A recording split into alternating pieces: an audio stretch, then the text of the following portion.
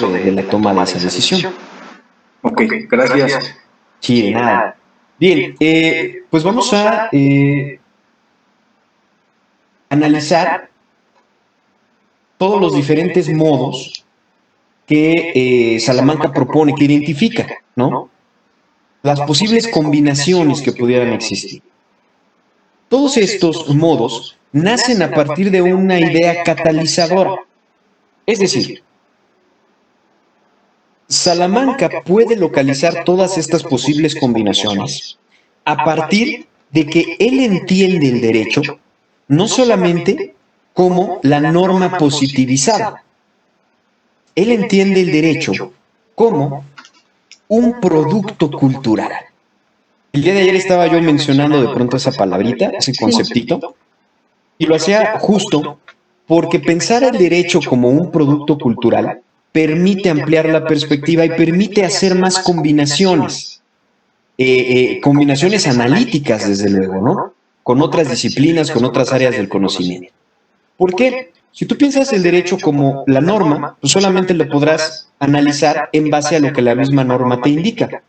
Pero si piensas el derecho como un producto cultural, es posible entender que el derecho, fíjense bien, como cualquier producto cultural, como les decía ayer, como una película habla de la sociedad, tiene características de la sociedad que desde donde se produjo.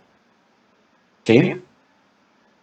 Vieron seguramente sí habrán visto o por ahí habrán escuchado de la película coreana más famosa en la actualidad, que es Parásitos, ¿no? Que incluso ganó el premio Oscar, ¿no? Y otros tantos por ahí.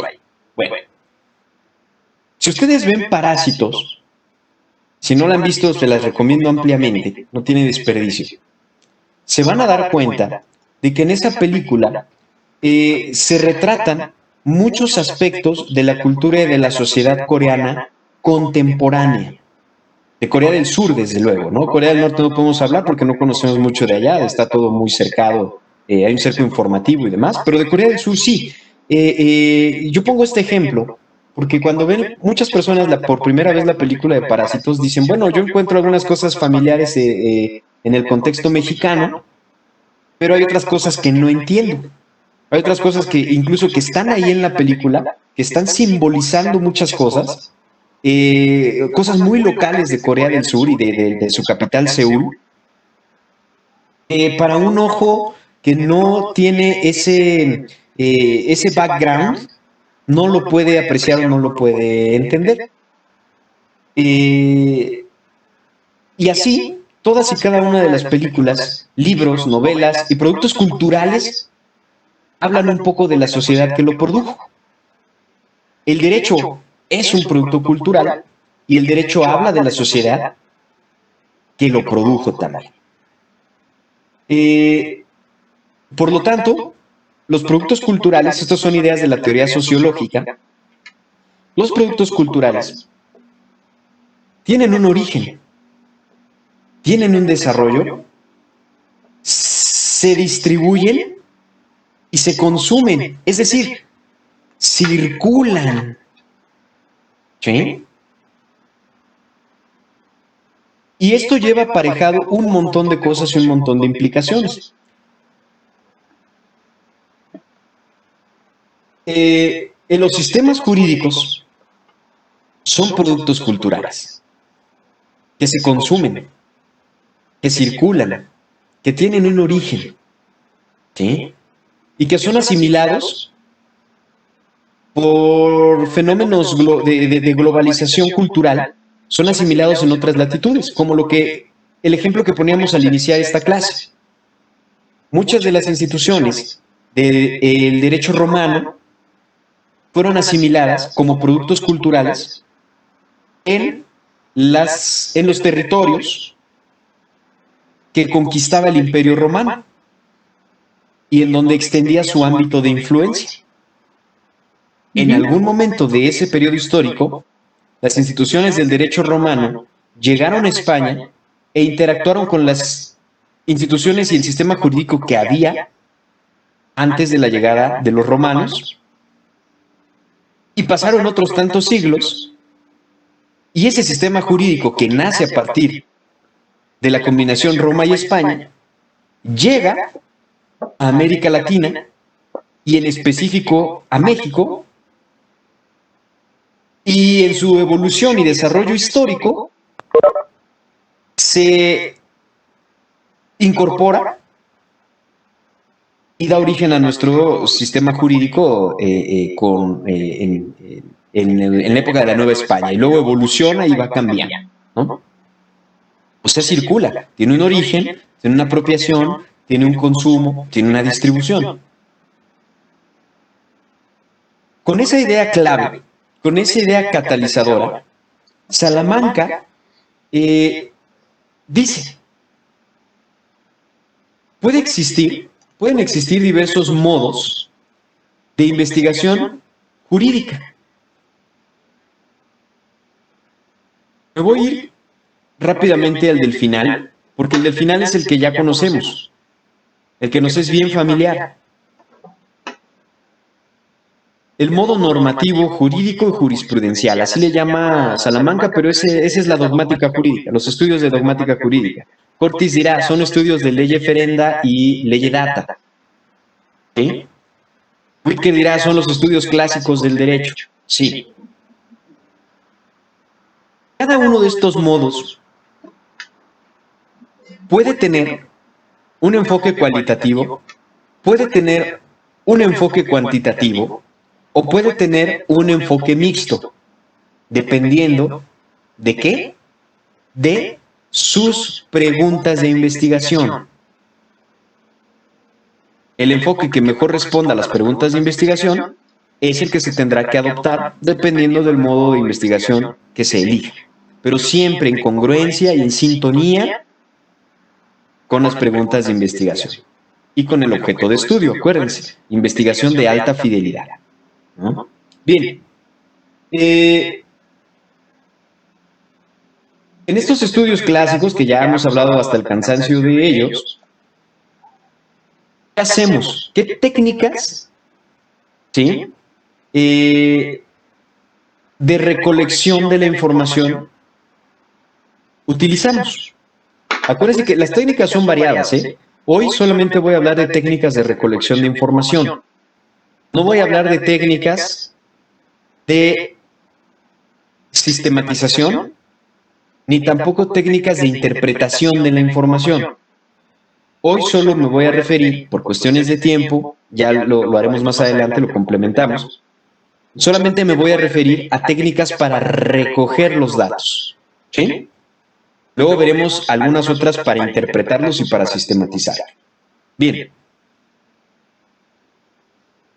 Tradicionalmente nosotros, los abogados y las abogadas, en nuestro modo dogmático de investigación jurídica clásica tradicional, para recoger datos utilizamos la identificación documental normativa y la filología documental normativa.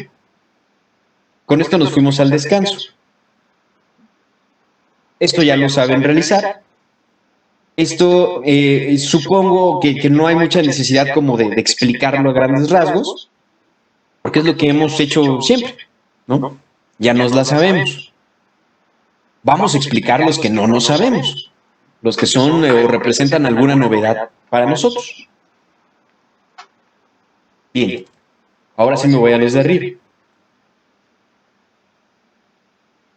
Tenemos el modo histórico-jurídico. Y el modo histórico-jurídico dice, Salamanca, implica que tú vas a recolectar datos a través de las siguientes técnicas. ¿Cuál? Pues la que mejor te convenga de acuerdo a tu diseño metodológico. Dice, la técnica arqueológica, o sea, la arqueología jurídica. ¿Qué es eso de la arqueología jurídica? Sí, ver cuáles son las instituciones y sistemas y normas jurídicas que precedieron a las que tenemos actualmente, el recorrido histórico, las figuras que estuvieron vigentes, que ya no son derecho positivo, pero que son parte de la historia de los sistemas jurídicos. Aquí hay que tener mucho cuidado porque hay que ver que el análisis que hagamos, si va a ser de instituciones y normas jurídicas del pasado, sea congruente con las preguntas de investigación que intentamos responder y no nos desbordemos. de aquí viene la clásica frase de que en el análisis de historia del derecho, si el investigador quiere, se puede ir hasta el Código de Hammurabi. Pero habría que pensar qué tanto irnos hasta el Código de Hammurabi ayuda a contestar las preguntas de investigación.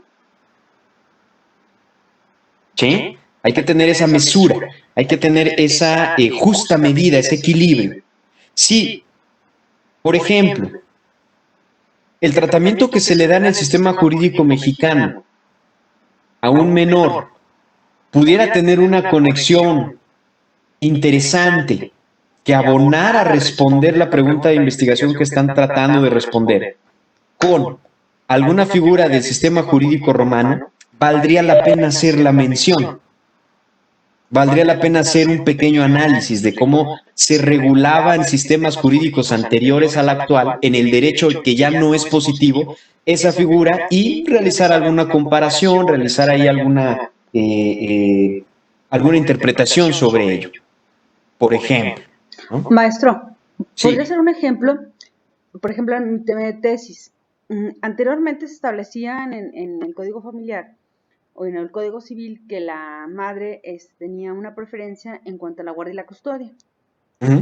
¿Esa visión cambió? Tanto jurisprudencialmente como en los códigos. Y mucho es a raíz también del interés superior del menor, de que es considerado ya un derecho fundamental. Entonces, pudiera yo en mi tema de tesis decir, pues, más o menos como la historia, lo cual fue la razón por la cual se consideraba a la madre, se le da la preferencia materna, de los primeros cuidados, bla, bla, bla, ¿no? Hasta llegar a un nuevo paradigma. Sí, Carmen. Yo tendría que ver con más detenimiento la estrategia discursiva de tu tesis, ¿no? Digamos, ese índice preliminar que van a entregar al final del curso, para poderte dar un comentario más específico, pero sí se puede. De hecho, yo te recomendaría desde ahora que si fuera pertinente y tú quisieras incorporar el modo de investigación histórico-jurídico en combinación con el dogmático jurídico, decidieras si el porcentaje que le vas a dedicar, digamos, el espacio que le vas a dedicar a esa tesis es de un 20%, de un 10%, bien valdría la pena, si lo consideras pertinente, que este análisis formara parte de un capítulo. No toda la tesis, no la mayor parte de tesis, pero quizás un capítulo valdría la pena hacer esa reflexión, como para tener un marco más amplio de contextualización y que ese capítulo sirviera también para apoyar los hallazgos que tú estás exponiendo en ese trabajo. Ok, gracias. Muy bien, de nada, Carmen. ¿Alguien tiene otra duda, alguna otra pregunta con respecto de este histórico jurídico? Yo tengo una duda. Sí, Cris.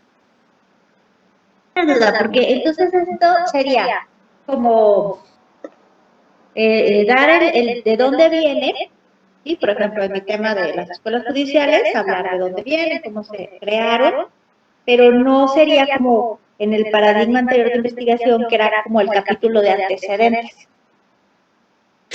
¿Pudiera funcionar? Sí, no, sí pudiera funcionar.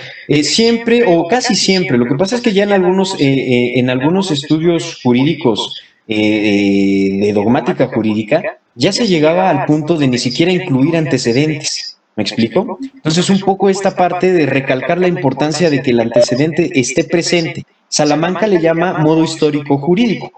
Pero finalmente, claro, ya venía sido contemplado en algunos otros trabajos, incluso de dogmática jurídica, como antecedentes, pero había muchos otros en donde ya ni siquiera aparecían, ¿no? Entonces sí, más o menos para que quede claro, a partir de algo que ya conocíamos, que ya veníamos manejando, puede ser un capítulo análogo al que nosotros incluíamos como antecedentes, perfectamente lo puede ser. Y con esta mesura, ¿no? Porque también teníamos trabajos académicos que la mitad de la tesis era la historia. Que bueno, tendría que ser una mesura solamente uno. Pues sí, bueno, un contexto histórico. Así es. La medida, la mesura la vamos a encontrar siempre atendiendo a las preguntas de investigación. Recuerden, eso es muy importante. Sí. La pregunta de investigación me va a indicar hasta dónde me regreso en el tiempo para no irme hasta Hammurabi, ¿no? Sino a donde realmente sea pertinente Así es. para lo que yo quiero expresar. Muy bien. Muchas gracias. De nada. Y bueno, pues vamos a... Maestro. Sí, adelante. Tengo una pregunta. Sí. Justo esto que acaba de expresar la directora me parece muy importante, porque en mi protocolo del índice provisional, como capítulo primero puse antecedentes del debido proceso penal. Sí. Y ahí parto de la evolución del debido proceso mexicano. Entonces la sugerencia es, tomando en cuenta estos modos, es poner histórico jurídico del debido proceso. Pudiera ser o no pudiera ser, dependiendo ahí el vocabulario que tú quieras utilizar. Te digo, la estrategia discursiva, el estilo de la tesis es diferente en cada tesista, en este caso. Pero bueno, fíjense, yo me estoy dando cuenta ahora que ya estamos como poniendo los puntos sobre las is y están compartiéndome parte de estos, de este trabajo protocolo que ustedes ya han realizado. Si tú tienes, por ejemplo, esta parte de los antecedentes o de la evolución histórica, o como le quieras llamar, modo histórico jurídico, sección histórica jurídica, dimensión histórica del fenómeno tal, ¿no? Como le quieras tú poner, ya estás cumpliendo con esa parte de salir del análisis normativo puro y duro. ¿Me explico?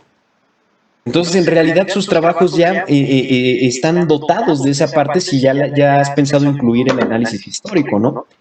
Vamos a ver ya con el trabajo que hagan con sus asesores hasta dónde se puede extender y qué otros invitados podemos tener a la fiesta, qué otros modos jurídicos de investigación jurídica podemos invitar. Pero ya será el trabajo que haga cada quien con su asesor o asesora.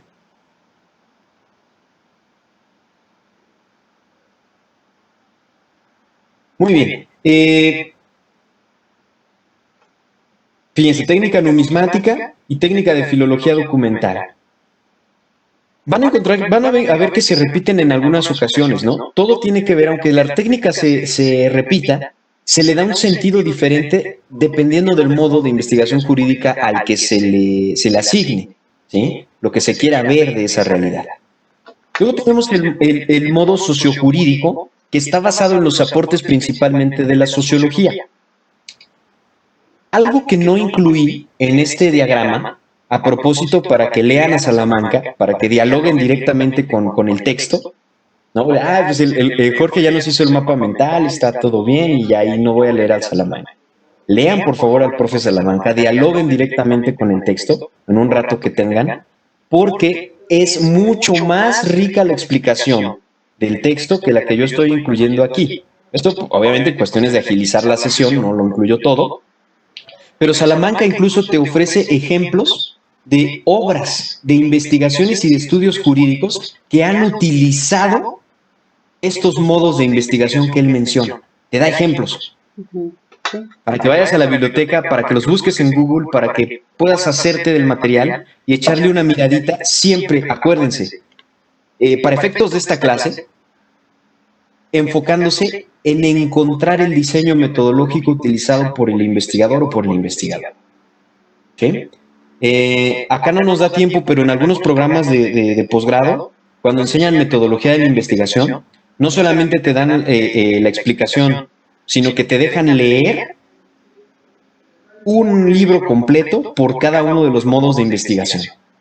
Porque dicen, no hay otra forma de aprender a investigar que conociendo otras investigaciones. Acá por cuestiones de agilizar un poco el proceso y atendiendo a la virtualidad de nuestra clase, no lo vamos a hacer, atendiendo también a que nuestras estudiantes y nuestros estudiantes son funcionariado del Poder Judicial, pues tenemos que ajustar. Pero en otros posgrados sí se deja el texto. ¿Sabes qué? Del modo de investigación sociojurídico existe este libro. Lo vas a leer todo para que veas cómo le hizo. Pero bueno, ese es un tip para cuando tengan curiosidad sobre uno, vean Salamanca, te pongo ejemplos en el texto de Salamanca, para que consigas ese libro y veas el diseño metodológico que utilizó. Es muy enriquecedor, de verdad, hacer. Bien, por ejemplo, ¿qué técnicas de recolección de datos Salamanca asocia al modo sociojurídico? Pues son las que tradicionalmente utiliza la sociología, fíjense. Cuestionarios, encuestas cualitativas, observación de campo. Por ejemplo, ¿cómo que observación de campo? Sí, lo voy a mencionar de una manera muy clásica, porque así se hace. Te llevas una libretita y haces una descripción de lo que estás viendo en un momento determinado.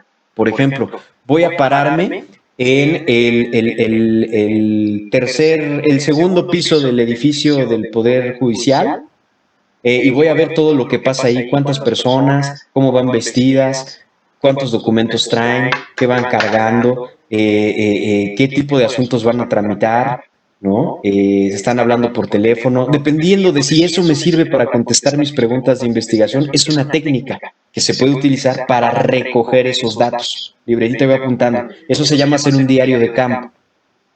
¿Sí? No puedo abundar porque hay guías para cada una de estas técnicas. No puedo abundar en ellas porque se nos va la vida, pero sí se las puedo mencionar, por lo menos que existen, por si alguien quiere investigar y considera que puede ser útil para dar respuestas a sus preguntas de investigación, lo trabajan y lo trabajan con sus asesores. Observación de campo, entrevista cuantitativa, o sea, encuesta, pues, ¿no? Una cosa es una entrevista y otra cosa es una encuesta. La encuesta tiene un formato más rápido, más ágil. Por ejemplo, para medir la percepción. ¿Cómo consideras el servicio que te da la Secretaría de Acuerdos? Del 1 al 5, cuando 1 es malo, 5 es muy bueno. Eso se llama escala de Likert. ¿Sí? Es un ejercicio ágil para saber, para medir la percepción de la gente con respecto de algo. Ah, claro, para eso tendrás que determinar un tamaño de muestra, hacer una prospección estadística y demás. Les platicaré un poco de ello en la penúltima sesión.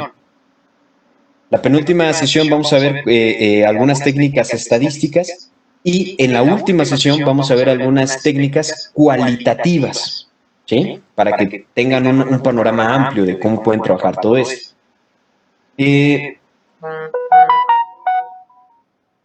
Pruebas estandarizadas o inventarios. Por ejemplo, quien va a trabajar aspectos psicológicos, la psicología ha avanzado mucho en desarrollar pruebas y test para poder medir de manera estandarizada determinados aspectos. Si por ahí estuvieron en la plática a la que me invitaron el día del abogado y la abogada, ahí les hablé un poquito de una investigación que realicé para medir la empatía generada en la Facultad de Derecho a través de las clases de Derechos Humanos. Bueno, para medir la empatía ocupas un instrumento psicológico, ocupas un test. Esa es una forma de medir la empatía. Pudiera haber otras, pero una que está muy probada, muy estandarizada y que está muy bien fundamentada es un test psicológico que se llama TEAL, Test de Estrés y Habilidades Empáticas. Es un test español que tiene la ventaja pues, de que viene en nuestro idioma y que, claro, tiene que ser adaptado para el contexto latinoamericano. Hay una forma de adaptarlo, hay una forma de hacer eso, hay reglas para hacer eso, pero pensando en que en una de mis preguntas de investigación era ver cómo se generaba o medir el nivel de empatía que se generaba en las clases de derechos humanos de los alumnos de la facultad, inmediatamente pensar en mi pregunta de investigación me llevó a identificar el enfoque, que no iba a ser un enfoque estrictamente dogmático, sino que iba a utilizar este de acá, que ahorita vamos a ir para allá, modo psicojurídico, y que una de las técnicas asociadas al modo psicojurídico era la aplicación de un test psicológico. Eso me ayudó mucho a complementar mi investigación. Si van cachando cómo se van hilando todos estos aspectos. Sí, por ejemplo, maestro. Bien, hay más. Recolección de datos mecánica o electrónica. la entrevista cualitativa, las biografías e historias de vida. Yo quiero investigar qué tanto influye o qué relación existe entre la impartición de justicia o las resoluciones producidas en el seno de los juzgados familiares en relación con los jueces que se han divorciado, que han pasado por ese proceso en su vida. ¿Influirá, no influirá, tendrá relación? ¿La relación será fuerte, la relación será débil?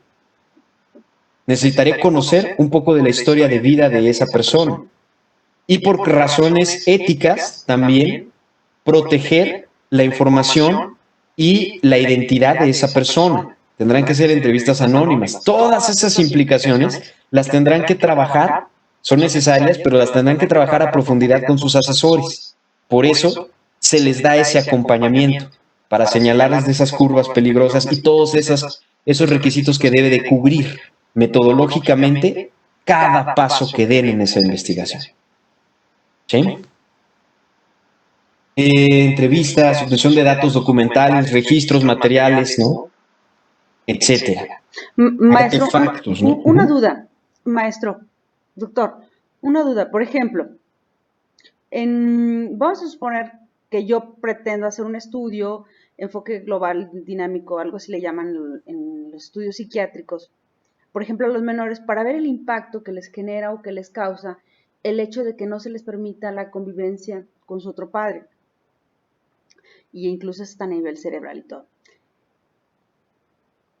Vamos a suponer que yo quisiera, desde luego que fuera anónimo y todo, e incluso tomar como referencia algunos estudios o algunas que ya se hayan hecho, yo los puedo traer a mi tema de tesis y decir, por ejemplo, este estudio tiene como objetivo esto y esto y esto. En por ejemplo, en este diagnóstico se hizo esto y se determinó esto. ¿Es válido? Sí, es totalmente válido. Esa decisión también tú la tomarás atendiendo a las circunstancias específicas de tu investigación y de tus informantes. En este sentido, pues los menores, ¿verdad? Las y los menores. Tendrás que ver qué tanto sacrificas o qué tanto negocias esa cuestión de la inmediatez. Por ejemplo, decir, bueno, yo pudiera aplicar un test a estas personas para medir justamente la afectación, para evidenciarla, ¿no? Habrá que buscar el test y habrá que ver si se puede realmente ir a aplicar esos ejercicios, ¿no? Si te resulta imposible, entonces tú tomarás la decisión de sacrificar esa inmediatez, pero entonces tomar esos otros estudios que han hecho otras investigaciones y hacer eco de ellas en tu trabajo, ¿no? Justificando desde luego esta situación de no poder hacerlas tú de manera personal y asumiendo, fíjense bien, asumiendo el riesgo y la responsabilidad que implica que esas entrevistas o esos exámenes, esos datos no hayan sido obtenidos directamente del caso que estás estudiando, sino que sean de otros. Pero hay formas de justificar toda esa situación, ¿no? Y asumir el riesgo. De protección y todo. Les platico también un poco de la experiencia personal, hablando de estos riesgos que asumimos los investigadores. Cuando tú vas a hacer una investigación, lo que tienes que hacer, la invitación es tomar la fotografía lo más nítida posible, pero muchas veces no alcanzas a captar todo y eso hay que estar conscientes de ello, ¿no? Si no nos vamos a frustrar. En mi investigación doctoral yo hablaba de algunos aspectos que tienen que ver justo con la sociedad de Corea del Sur, por eso les platicaba de Parásitos, ¿no? De la película de Parásitos. En todas las evaluaciones, coloquios de investigación donde yo presentaba mis hallazgos, lo primero que me preguntaban era, ¿hablas coreano? ¿Puedes entenderles? ¿Puedes leer coreano?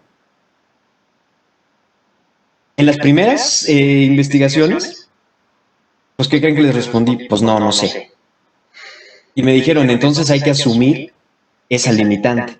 Y tienes que ser muy honesto en tu proceso de decir, bueno, yo investigué todo esto y me basé en todo esto y me fundamenté en todo esto, pero mi estudio tiene una limitante. No hablo coreano. Con el paso del tiempo, pues, ¿qué hizo Jorge? Se metió a clases de coreano para poder acercarme de manera más, con una mayor fidelidad a mi objeto de estudio. ¿Sí? ¿Hoy Jorge habla coreano? Pues no. pero entiendo algunas palabras clave, entiendo algunas expresiones, puedo leer en coreano, aunque entienda el 50% de lo que leo, y sigo en clases de coreano. En algún momento incrementaré mis habilidades, pero como investigadores hay que asumir esos riesgos y justificar, sobre todo, ¿no? Hacer ese ejercicio de honestidad, pero también justificar que sí has encontrado cosas valiosas porque has aplicado metodologías que te permiten llegar a conclusiones bien fundamentadas, ¿no? Entonces, en ningún momento la limitación es para desanimarte, sino para hacer un ejercicio de transparencia.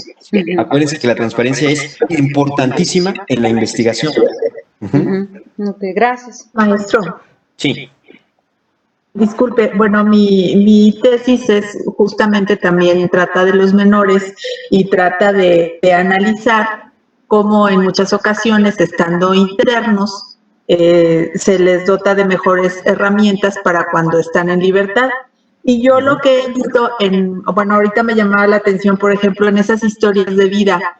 Yo lo que he visto que muchos de los chicos han tenido problemas en la escuela desde muy temprana edad y algunos sí tienen el diagnóstico psicológico de que tienen TDA o alguna cuestión parecida, pero muchos no lo tienen, no tienen ese diagnóstico realizado por un psicólogo. Entonces yo pudiera inferir que lo tienen por toda esa historia de vida que les ha ocurrido en la escuela y que finalmente los ha etiquetado y que han llegado a cometer una conducta ilícita. Pero yo no sé, yo no tengo la manera, vamos, científica de medir eso, yo lo puedo inferir. Allí, ¿cómo podría ser? Eso es también muy importante, esto que nos comenta Sara. Nosotros podemos hacer muchas inferencias, pero la verdad es que todo lo que digamos en la tesis debe de estar fundamentado. ¿En qué? ¿En teoría o en evidencia empírica? ¿Sí? Sí. No podemos hacer suposiciones porque esos son los puntos flacos que nos van a estar evaluando y que van a estar demeritando la calidad de nuestra investigación. Si yo digo que el cielo es azul en una tesis, debo de fundamentar por qué el cielo es azul. Y lo puedo hacer de diferentes formas. Por ejemplo, si yo no puedo ver el cielo, porque estoy confinado por COVID en la casa y no puedo salir del cuarto, entonces tendré que buscar estudios que hayan hablado del cielo y que hayan dicho que el cielo es azul. Y apoyándome en un acumulado de estudios que digan que es azul, yo podría fundamentar teóricamente que el cielo es azul. Teóricamente. Y yo diría que esa es una fundamentación teórica, así lo escribiría en la tesis. Y también diría que yo no pude salir a ver el cielo, pero que teóricamente se sostiene que el cielo es azul. ¿Me explico? Si Sí, maestro. no hubiera teoría sobre que el cielo fuera azul, yo lo sustentaría en evidencia empírica. Saldría a la calle, tomaría una fotografía del cielo y la incluiría en la tesis como evidencia experiencial o empírica de que el cielo es azul. ¿Sí? Es como, parecía como muy básico, pero es un ejercicio de transparencia y de honestidad académica y que le da, lejos de que le reste valor a su tesis, el no haber podido llegar a entrevistar a una persona o obtener el testimonio como tal, decir que no se pudo también es muy transparente y también es muy valioso que exista eso en una tesis, porque el día de mañana alguien más analiza ese camino que ustedes siguieron y puede enriquecer el desarrollo del campo del conocimiento, ¿no? No llegaron, ¿por qué? Porque no se tenían las condiciones. ¿Y qué hay que hacer para llegar? Y entonces así va avanzando la disciplina, así va avanzando el área del conocimiento, ¿no? Entonces no se preocupen por eso, ustedes desarrollen con toda honestidad y con toda transparencia todos estos aspectos y cada paso que den en la cuestión metodológica, consúltenlo con su asesor o con su asesora. Ellos y ellas, quienes tienen más experiencia y tienen un camino recorrido en la investigación, sabrán decirles por dónde irse, hasta dónde irse y recomendarles, ¿no?, caminos para poder llegar a buen puerto.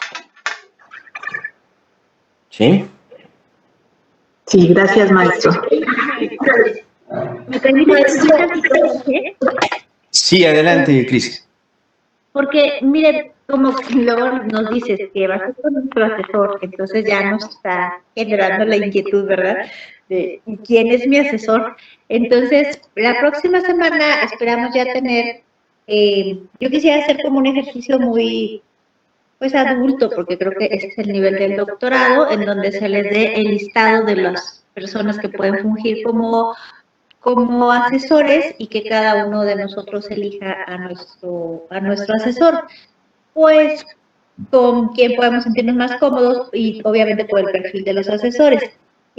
Jorge será uno de los asesores, la doctora Ángela Quiroga o estar como asesora, no me acuerdo ahorita de todos, pero sí ya tenemos como un perfil muy amplio, tenemos doctores también en el tema de penal, entonces como ya tenemos todos sus protocolos, la próxima semana les haremos llegar el listado de las personas que cumplen los requisitos que nos pide la Secretaría, y entonces ya ustedes podrán elegir a su asesor de tesis, que no va a ser el mismo que el director tendrá como más una función más no tanto de guía, sino que él avalará desde el fondo la tesis, pero su asesor pues será su compañero durante todo el trayecto. Entonces va a ser muy importante que ustedes vean los perfiles, nosotros les enviaremos los perfiles, los currículums, y que se identifiquen con quién pueden estar trabajando de manera más cercana y de manera confiable.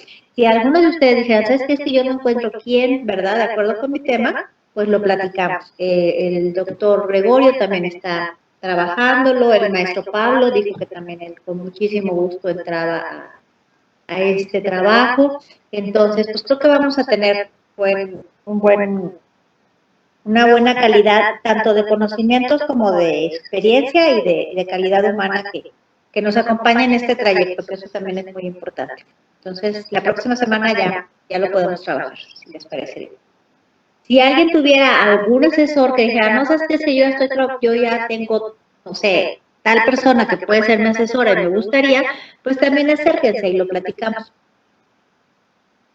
Eso es todo. Gracias, maestra Cris. Y sí, yo ese es uno de los esfuerzos que más aplaudo del programa de doctorado del instituto, que se ha preocupado por proveerles a ustedes de ese acompañamiento. Probablemente después de esta clase ustedes, o ya desde este momento, se den cuenta de lo útil y necesario que es tener este acompañamiento, ¿no? Justo para poder tener un diseño metodológico congruente. Y tener un diseño metodológico congruente lo que va a provocar es que exista una tesis de calidad y que pueda aportar conocimiento significativo, ¿no? Entonces, pues eso es sensacional. Y ya estaremos ahí platicando y más o menos ustedes vayan aquí en la clase anotando qué preguntas, ¿verdad? Y qué aspectos tienen que trabajar con ese asesor o con esa asesora con la que vayan a tener el acompañamiento, ¿no? Ya van a ir preparados para preguntarles muchas cosas, ¿no? Y bueno, regresando a Salamanca, no nos va a dar tiempo, yo creo, de explicar todos y cada uno de ellos. Ustedes los leen, el texto de Salamanca explica cada uno de ellos y, como les decía, les da una sugerencia de una obra que ha aplicado este modo de investigación para que tengan una perspectiva mayor. Y a Salamanca le faltan algunos porque, pues claro, finalmente, como toda creación humana, esto es perfectible y actualizable. Yo aquí al de Salamanca le agregaría, fíjense, él va psicológico-jurídico, ideológico-jurídico, que tiene que ver con cuestiones político-ideológicas, axiológico-jurídico, que ese a mí me encanta porque es de ética aplicada, que a mí es esta de las áreas que trabajo, ¿no? De la cuestión de los principios morales y demás. Modo económico-jurídico, que tanto un sistema económico como lo que hacía, como una perspectiva como la que aplicaba Marx, que expliqué al principio, se relaciona con lo jurídico, con la producción normativa y su contenido. El modo lingüístico jurídico, por ejemplo, aquí, si se acuerdan del curso de habilidades digitales, Atlas T es maravilloso para poder hacer análisis de todo tipo, pero el lingüístico jurídico, un análisis del discurso. Vamos a analizar las sentencias y cómo instrumentan su discurso los jueces y juezas, magistrados y magistradas, cuántas veces utilizan tal palabra, cuántas veces utilizan tal expresión, qué quieren simbolizar utilizando este vocablo. ¿Por qué hablamos de conocido y explorado derecho? ¿Eso qué diablo significa? Y expresiones como esa pueden ser analizadas a partir del modo lingüístico jurídico, ¿no? Modo normativo jurídico jurisprudencial dijimos que es el dogmático jurídico clásico, y les voy a mencionar rápidamente dos modos que no menciona Salamanca y que también pudieran incorporarse a este listado fácilmente. Modo pedagógico jurídico, que tiene que ver con la forma en la que se enseña y se aprende el derecho. Esto está súper relacionado con escuelas judiciales, institutos de formación judicial, profesional, facultades de derecho. O sea, no lo enuncia Salamanca, pero perfectamente pudiera ser otro modo de investigación de esta lista. Y, por último, yo creo que si le seguimos buscando encontramos más, pero por último, por el día de hoy, les voy a mencionar el que ustedes van a estudiar de tarea. El modo de investigación jurídico feminista. Este está interesantísimo desde el punto de vista académico y de gran pertinencia social, desde luego. A mí me gusta mucho leer sobre los avances que tienen las metodologías feministas, porque siempre nos dan una clase tremenda de cómo poder hacer un enfoque amplio de investigación. Los estudios, porque el feminismo, recuerden que no nada más es una corriente, un movimiento social, también es un movimiento, una escuela de pensamiento académico, ¿sí? Que tiene su propio avance en cuanto a la forma en la que analiza. ¿Right? Ustedes van a ver el texto de la maestra Bartlett, Catherine Bartlett, que está ahí en su plataforma. Aquí la vamos a poner para que vean la tarea. Entonces se van aquí, tema 2, la investigación jurídico intercultural. Y aquí está su tarea abajito de donde vienen los textos. Vamos a poner aquí. Deberás elaborar y subir a este espacio un resumen o mapa mental de la lectura, Métodos legales feministas, de la profesora Catherine Bartlett, en donde destaques las ideas centrales de su propuesta metodológica. ¿Sí? Ya sea que hagan un mapita mental como el que yo les he estado proyectando de los textos, es válido si se acomodan así, o un resumen a prosa seguida, sin ningún problema. De las ideas principales en la cuestión metodológica. Eso es lo que quiero que pongan atención. Oye, ¿es un resumen de todo lo que propone? No, de lo que propone en términos metodológicos. ¿Sí? Al final, agrega una reflexión acerca de cómo utilizarías la misma para trabajar tu tema. O sea, ¿cómo utilizarías el método de investigación legal feminista para trabajar tu tema? O bien, el por qué esta perspectiva no sería utilizada en tu proyecto. ¿Sí? Hay que decir, ¿cómo me serviría? Y si no la voy a utilizar, ¿por qué no la voy a utilizar? Hay que argumentar esta postura. ¿Sí? Hay que dar razones por las cuales la usaría y cómo la usaría, o por qué no la usaría. Esto una vez que ya leyeron y ya conocen la propuesta. ¿Sí? Rápidamente les digo que esto tiene todo que ver con preguntarle al derecho cómo está formado, cómo está diseñado, cómo está sistematizado, cómo se operacionaliza, cómo se aplica en función de la mujer. ¿Sí?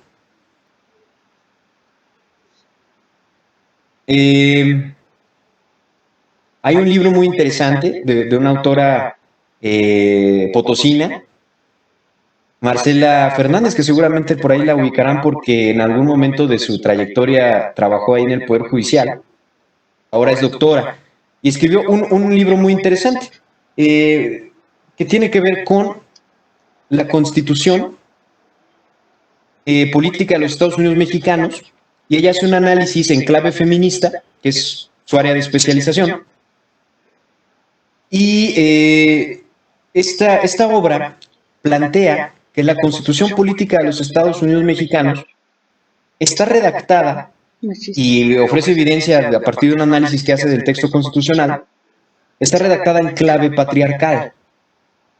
Esto se puede pensar una vez que se entiende que el derecho es un producto cultural y que hoy en día prevalece todavía en nuestra sociedad una cultura patriarcal, que cada día se va desquebrajando, cada día se va desmoronando, pero que hereda sus elementos a toda la producción cultural y normativa que tenemos en el país.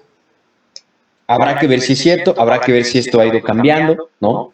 Pero bueno, ese es un ejemplo de una obra que pudiera ser una obra donde se aplicó el enfoque de investigación feminista, el fenómeno jurídico, ¿no? Ya aprenderán un poquito acerca de esto en el texto que van a hacer de tarea. Compartiremos impresiones la siguiente sesión. Y bueno, yo estaría esperando también que subieran en este espacio su documentito con los requisitos que ahí señalamos, con fecha de entrega del 20 de agosto. Sí, aquí lo tenemos marcado. Fecha de entrega 20 de agosto. ¿Sale?